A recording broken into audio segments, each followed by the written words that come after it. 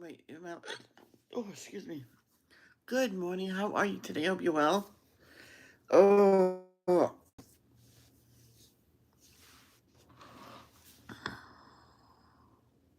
be nice to sleep straight through the night until my alarm, or at least 5 o'clock, or 6, or something like that. But I went back to sleep, so today is no problem. But let's get started. Today is my Bible study today. Just letting you know, someday I will be not even on Fridays. I don't think.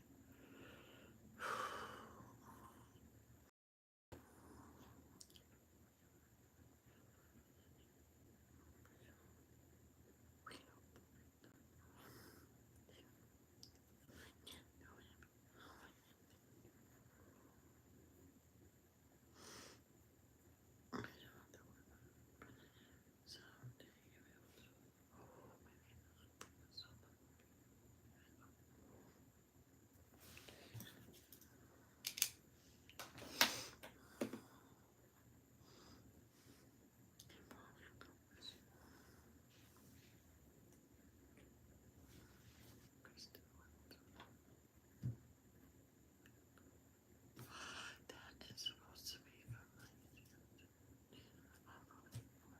pasta. I need at least 2 or 3.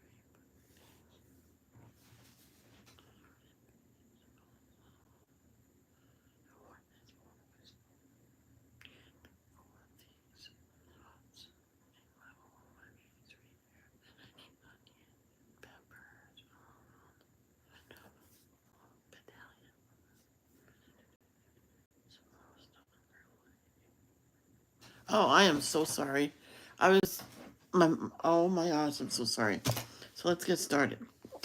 Oh my gosh, I'm so sorry. My mind was elsewhere. I am so sorry. Wow. Talk about ADHD, huh? Oh, you don't want to see those. It's only batteries. I had this up this so I could put my iPad higher so everybody could see what I was trying to draw last night. You want to see? Yep. Yeah, that's almost good. This side came out perfect. That one, I think it went into it and didn't gradually go. You know what I mean?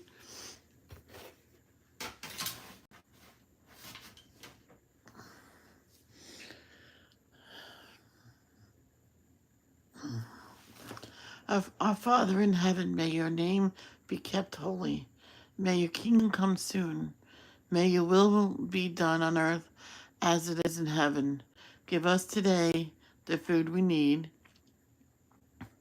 and forgive us our sins as we have forgiven those who sin against us.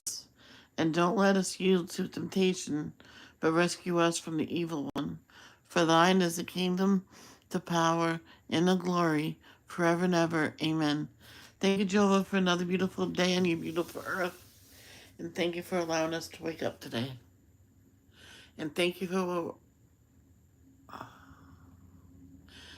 what you did for us in the past, present, and what you will do for us in the future.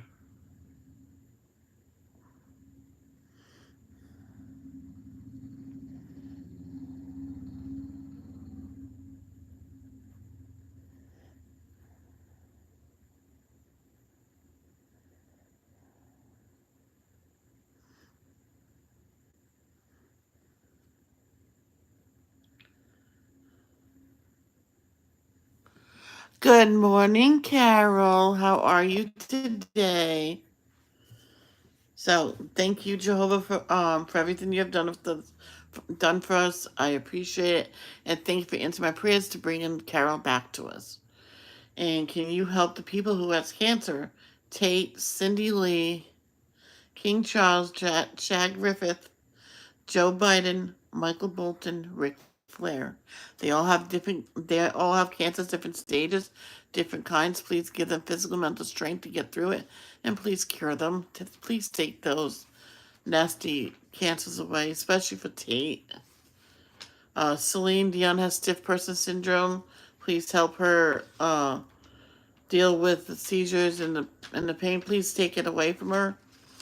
Sarah and Jess have severe migraines. The other day, Sarah did not have a good day, but she's better now. Please help them with this migraines. Take them away. And Jess suffers from POTS in an eye condition. It's the muscles, not the eye itself. She has perfect eyesight, but the muscles. I don't know. I can't explain it, but she has an eye condition and several other autoimmune disorders. Please cure them, please. And help a mama, and please bless both sides of the family. Please help, continue help Jenny, Tiffany, Robin, Taylor, Misty, and the daughters Arnie, Vicky, family, and Carol and her family. Please help them in Jesus' name, amen.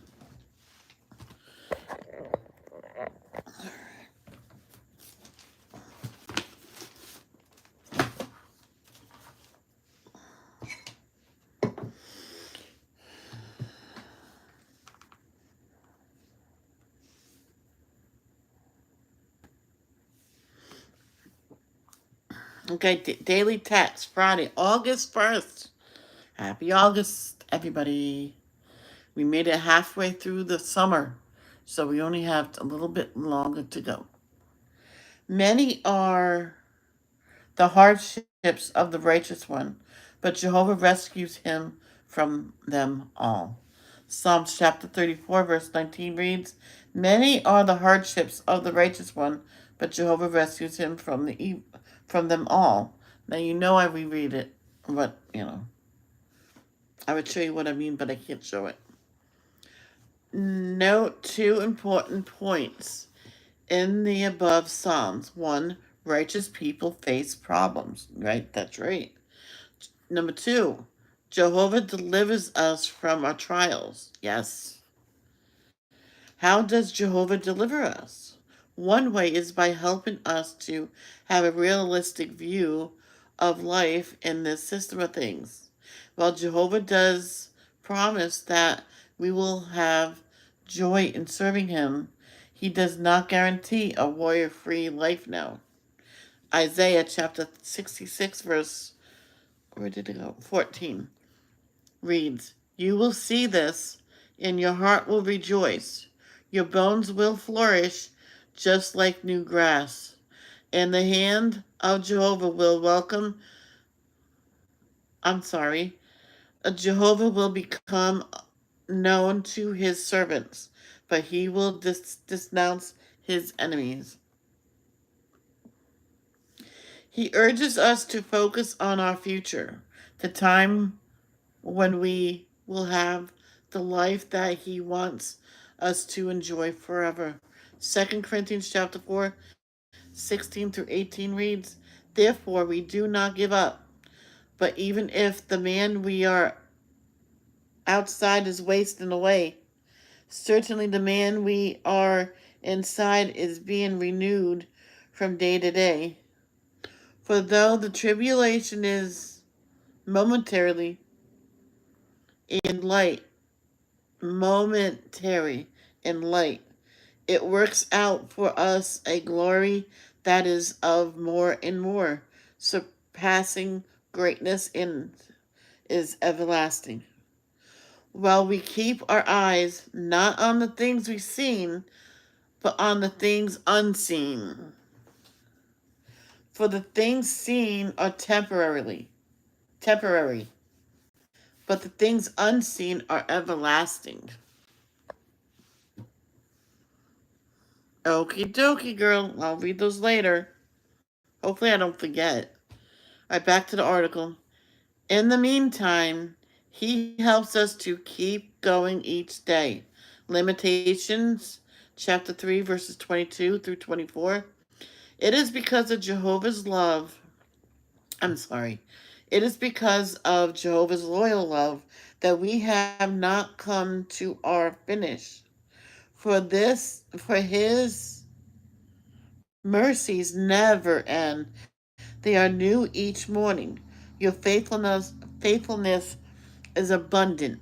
Jehovah is my share. I have said that. That is why I will show a waiting attitude for him. Back to the article.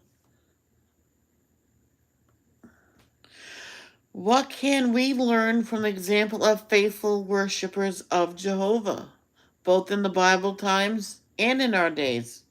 We may face unexpected problems, but when we lean on Jehovah, he will never fail to sustain us. Psalms chapter 55, verse 22 reads, Throw your burden on Jehovah, and he will sustain you.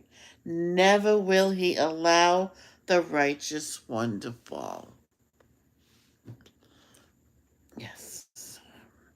We're going to read Carol's verse requests. So I knew she was going to pick Mark. Those are her favorite books. Mark 11, chapter 11, verse 20.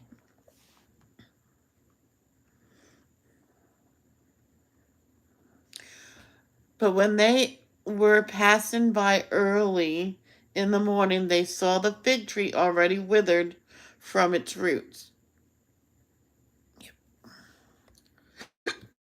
And now, sorry, John. Oh, didn't eat yet. John chapter 12, verse 21. Oh,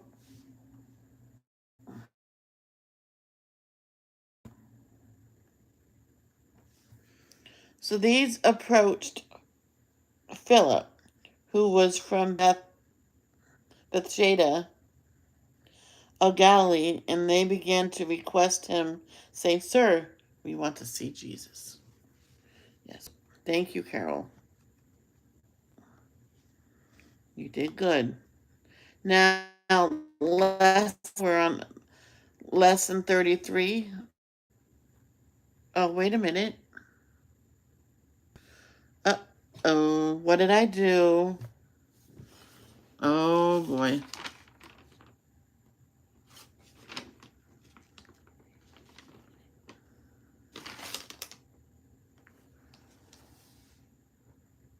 Oh, I wrote down 34. All right, I have to redo something. I'm sorry. Do not go... Oh, boy.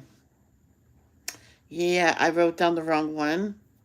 So I wrote down 34. So edit. Oh boy. Oh boy. So alright. So where it says lesson 33, that's fine. But everything underneath of it is not right.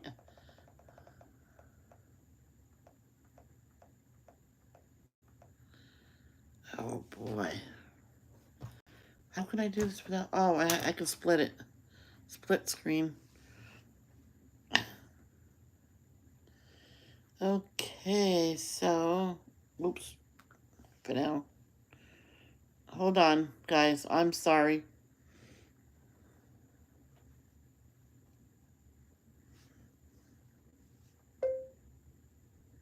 Ruth and Naomi.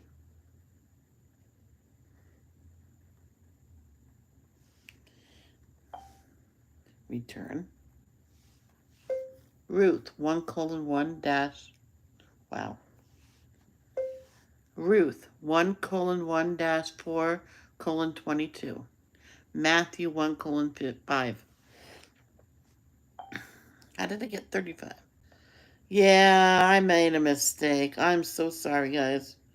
There we go. That's fixed, right? Because when I seen Ruth and Naomi, I'm like, uh-oh.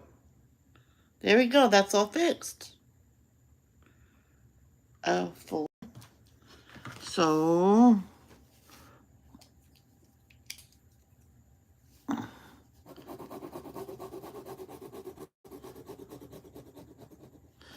Gideon's for tomorrow. We'll do Gideon tomorrow. Oh, I wish I could redo all this. This is killing me. What is it? Ruth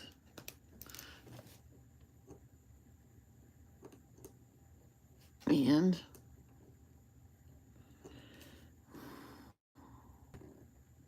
Naomi. And now let's write the passages. You know what? I can do this. No, this is quick. Ruth. Well, one through 4. We're reading 4 chapters. That's okay. In Matthew.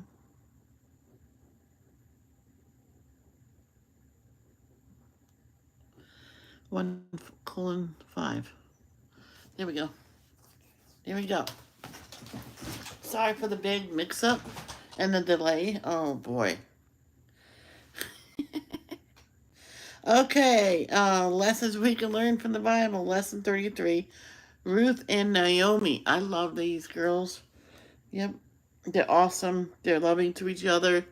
Twin girls. That's probably the names I would pick.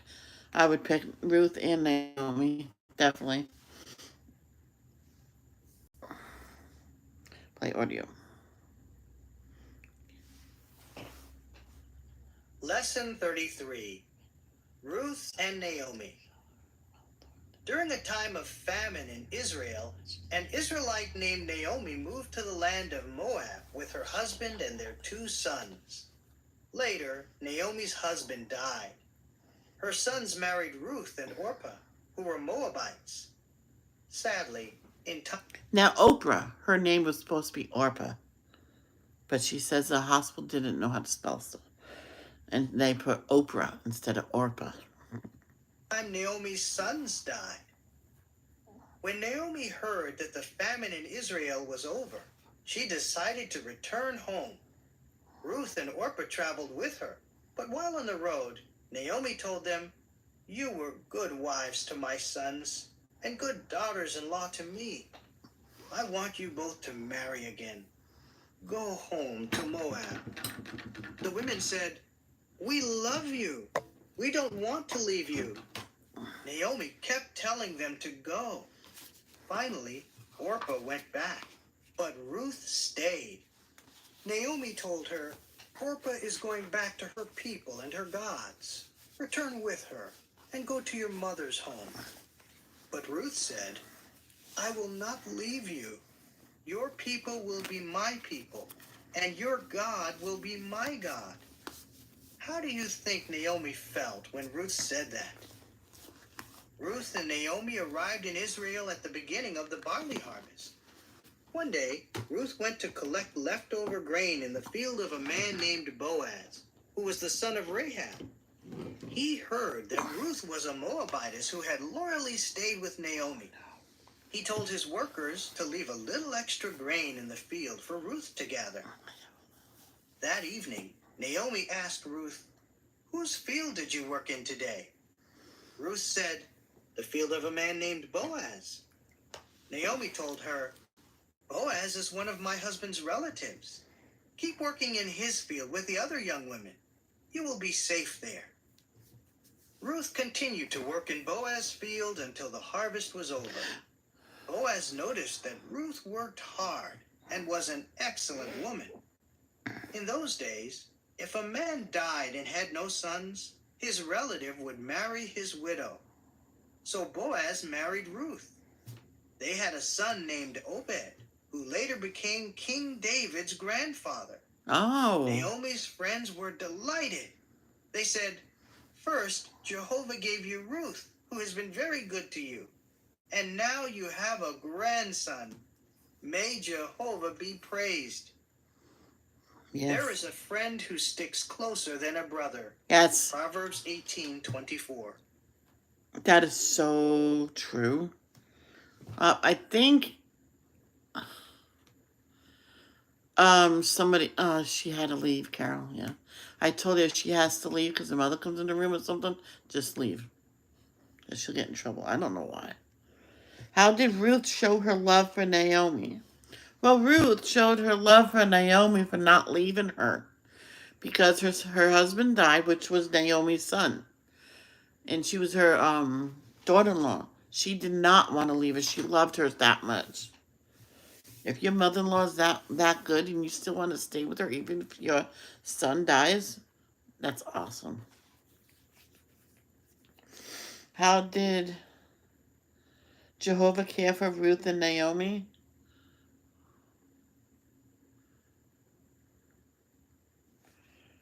Um,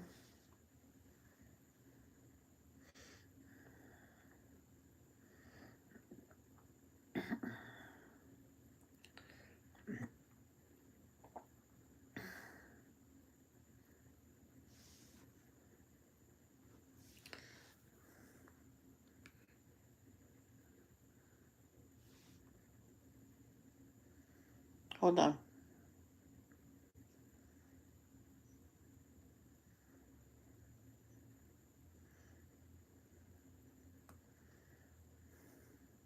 I don't see. Maybe, uh, how did Jehovah care for Ruth and Naomi? He cared for them by maybe keeping them together so Naomi can stay with Ruth. Or is it? Yeah. So they can stay together and led her to that field to gather up the droppings of what grain the people did not pick or if they dropped and stuff like that, and guided her to Boaz. Is it Boaz? And they married and had Obed, Obed.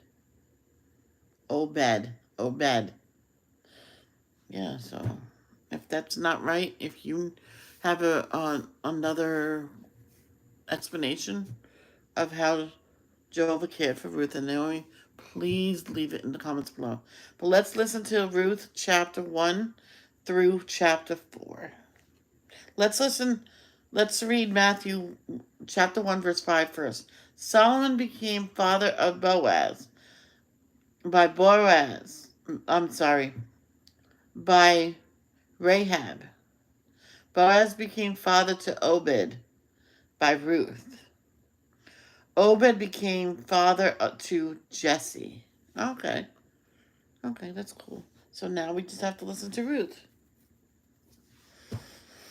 Now, you got to pay attention, but you can also, if you have a coloring page, you can do that. Oh, what am I doing?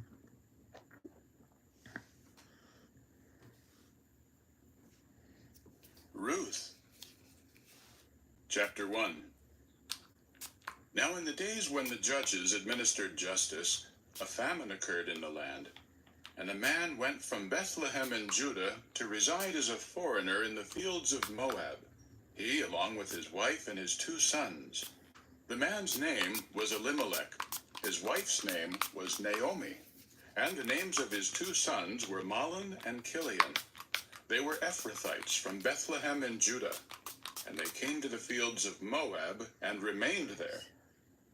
After some time, Elimelech, Naomi's husband, died, and she was left with her 2 sons. The men later married Moabite women. One was named Orpah, and the other was named Ruth. They remained there for about 10 years. Then the 2 sons, Mahlon and Chilion, also died, and the woman was left without her 2 children and her husband. So she started out with her daughters-in-law to return from the fields of Moab, for she had heard in Moab that Jehovah had turned his attention to his people by giving them food. She left the place where she had been living with both of her daughters-in-law.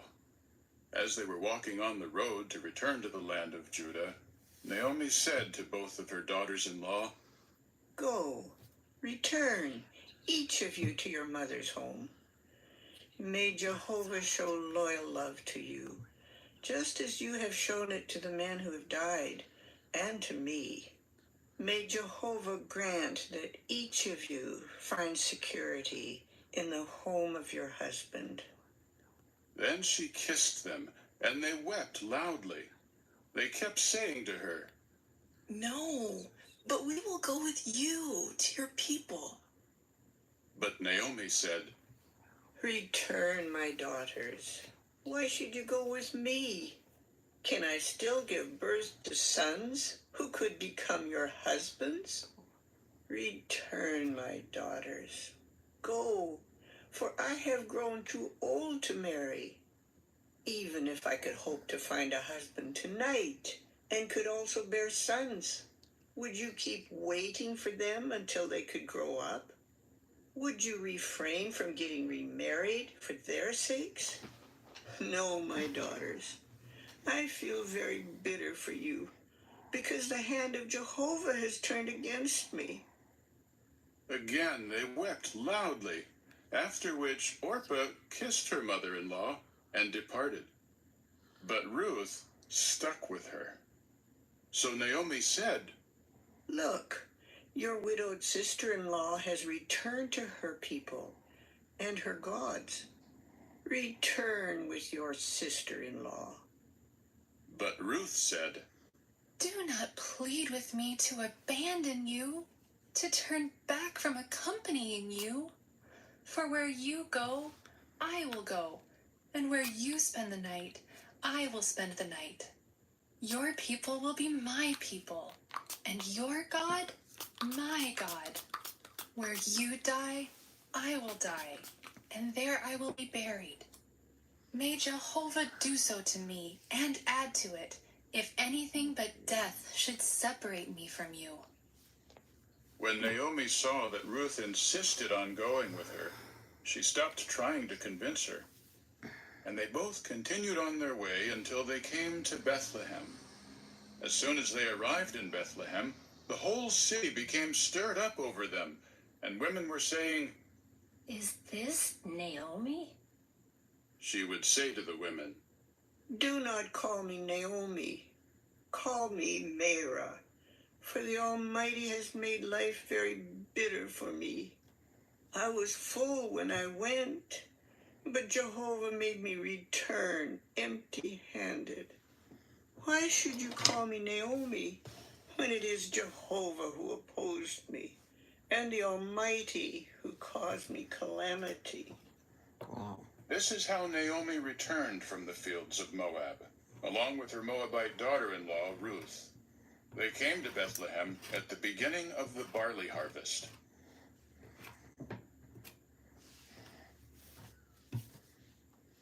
Chapter 2. She was bitter. Now Naomi had a relative on her husband's side who was very wealthy. His name was Boaz, and he was of the family of Elimelech. Ruth the Moabitess said to Naomi, Let me go out, please, to the fields and glean among the ears of grain, behind whoever looks on me with favor. So Naomi said to her, Go, my daughter. At that she went out and began to glean in the field behind the harvesters. By chance she came upon a plot of land belonging to Boaz, who was of the family of Elimelech. Just then Boaz arrived from Bethlehem and said to the harvesters, Jehovah be with you. And they replied, Jehovah bless you. Boaz then asked the young man in charge of the harvesters, To whom does this young woman belong? The young man in charge of the harvesters answered, The young woman is a Moabitess who returned with Naomi from the fields of Moab. She asked, Please, may I glean and gather among the cut-off ears of grain left behind by the harvesters? And she has been on her feet since she came this morning until just now, when she sat in the shelter for a short rest. Then Boaz said to Ruth, Listen, my daughter. Do not go away to glean in another field, and do not go anywhere else. Stay close by my young women. Keep your eyes on the field that they harvest, and go with them. I have commanded the young men not to touch you. When you are thirsty, go to the water jars, and drink from what the young men have drawn. At that she fell face down and bowed down to the ground, and said to him, How have I found favor in your eyes? And why have you taken notice of me when I am a foreigner? Boaz answered her, A full report was made to me of all you have done for your mother-in-law after the death of your husband, and how you left your father and your mother and the land of your relatives to go to a people whom you had not known before.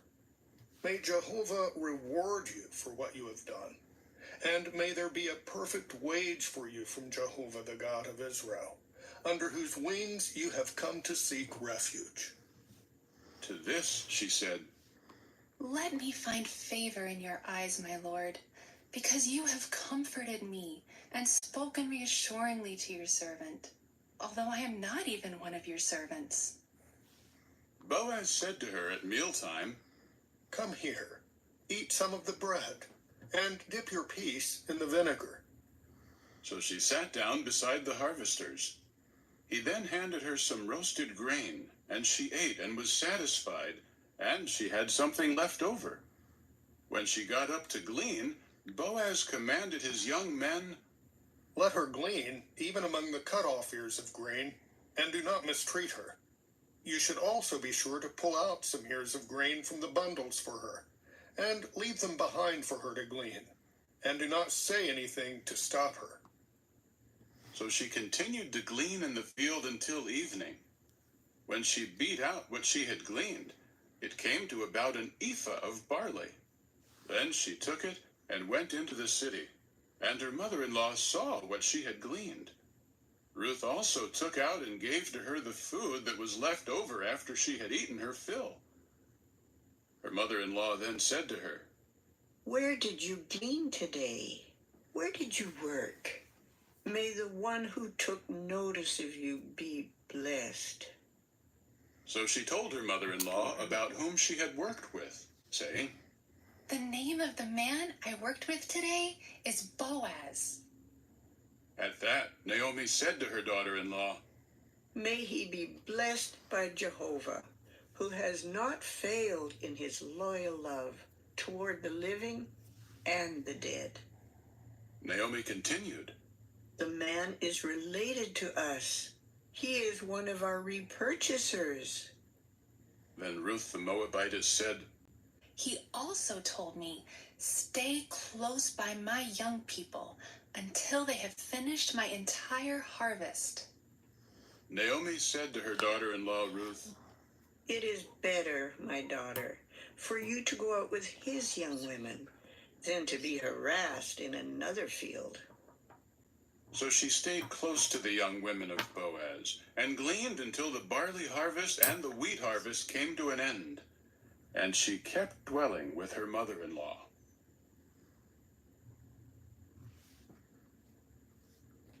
Chapter 3. Naomi, her mother-in-law, now said to her, My daughter, should I not look for a home for you so that it may go well with you? Is not Boaz our relative? He is the one whose young women you were with. Tonight he is winnowing barley at the threshing floor. So wash yourself and rub on some perfumed oil. Then dress up and go down to the threshing floor. Do not make your presence known to the man until he has finished eating and drinking. When he lies down, take note of the place where he lies down. Then go and uncover his feet and lie down. He will tell you what you should do.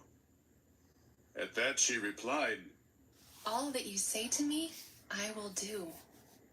So she went down to the threshing floor and did all that her mother-in-law had instructed her to do. Meanwhile, Boaz ate and drank and was feeling good at heart. Then he went to lie down at the end of the grain heap. After that, she quietly came and uncovered his feet and lay down. At midnight, the man began to shiver, and he leaned forward and saw a woman lying at his feet. He said, Who are you? She replied, I am Ruth, your servant. Spread out your garment over your servant, for you are a repurchaser. At that, he said, May Jehovah bless you, my daughter. You have shown your love more in this last instance than in the first instance, by not going after the young men, whether poor or rich. And now, my daughter, have no fear. I will do for you everything that you say, for everyone in the city knows that you are an excellent woman. While it is true that I am a repurchaser, there is a repurchaser more closely related than I am. Stay here tonight, and if he will repurchase you in the morning, fine, let him repurchase you.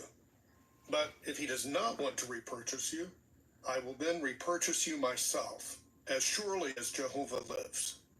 Lie down here until the morning. So she lay at his feet until the morning, and then got up, before it was light enough for anyone to be recognized. He then said, Do not let it be known that a woman came to the threshing floor. Yeah. He also said, Bring the cloak that you are wearing and hold it out.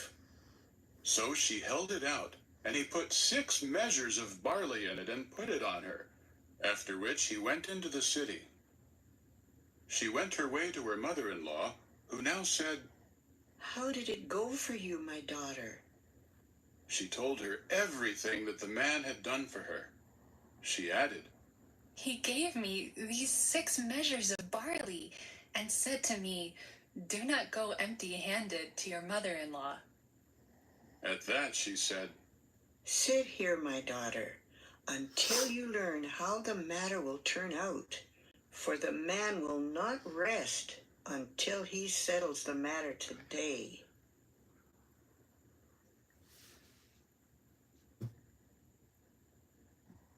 Chapter 4. Now Boaz went up to the city gate and sat there. And look, the repurchaser whom Boaz had mentioned passed by.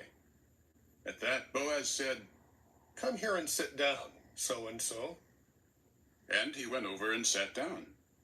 Then Boaz took 10 of the city elders and said, Sit down here. So they sat down. Boaz now said to the repurchaser, Naomi, who has returned from the fields of Moab, must sell the plot of land that belonged to our brother Elimelech. So I thought I should disclose it to you and say, Buy it in front of the inhabitants and the elders of my people. If you will repurchase it, repurchase it. But if you will not repurchase it, tell me, so that I will know, for you have the claim to repurchase it, and I am next in line after you. He replied, I am willing to repurchase it. Then Boaz said, On the day you buy the field from Naomi, you must also buy it from Ruth, the Moabitess, the wife of the dead man, in order to restore the name of the dead man to his inheritance. To this the repurchaser said, I am unable to repurchase it, for I may ruin my own inheritance. Repurchase it for yourself with my right of repurchase, because I am not able to repurchase it. Now this was the custom of former times in Israel concerning the right of repurchase and exchange to validate every sort of transaction. A man had to remove his sandal and give it to the other party, and this was the manner of confirming an agreement in Israel. So when the repurchaser said to Boaz, Buy it for yourself, he removed his sandal. Then Boaz said to the elders and all the people, You are witnesses today that I am buying from Naomi all that belonged to Elimelech, and all that belonged to Chilion and Mahlon. I am also acquiring Ruth the Moabitess, the wife of Mahlon, as a wife, to restore the name of the dead man to his inheritance, so that the name of the dead man will not be cut off from among his brothers, and from the city gate of his home. You are witnesses today. At this all the people who were in the city gate and the elders said, We are witnesses. May Jehovah grant the wife who is entering your house to be like Rachel and like Leah, both of whom built the house of Israel. May you prosper in Ephrathah and make a good name in Bethlehem. May your house become like the house of Perez, whom Tamar bore to Judah, through the offspring that Jehovah will give you by this young woman. So Boaz took Ruth, and she became his wife. He had relations with her, and Jehovah let her conceive, and she gave birth to a son. Then the women said to Naomi, Praised be Jehovah, who has not left you without a repurchaser today. May his name be proclaimed in Israel. He has restored your life and will sustain you in your old age, because he has been born to your daughter-in-law, who loves you and is better to you than 7 sons. Naomi took the child and held him to her bosom, and she cared for him. Then the neighbor women gave him a name. They said, A son has been born to Naomi. and they named him Obed. He is the father of Jesse, David's father. Now this is the family line of Perez. Perez became father to Hezron. Hezron became father to Ram. Ram became father to Amminadab. Amminadab became father to Nahshon. Nahshon became father to Salmon. Salmon became father to Boaz. Boaz became father to Obed. Obed became father to Jesse. And Jesse became father to David. I get confused. Is Ruth the mother-in-law or I get confused. I thought Ruth was hold on. I'm confused.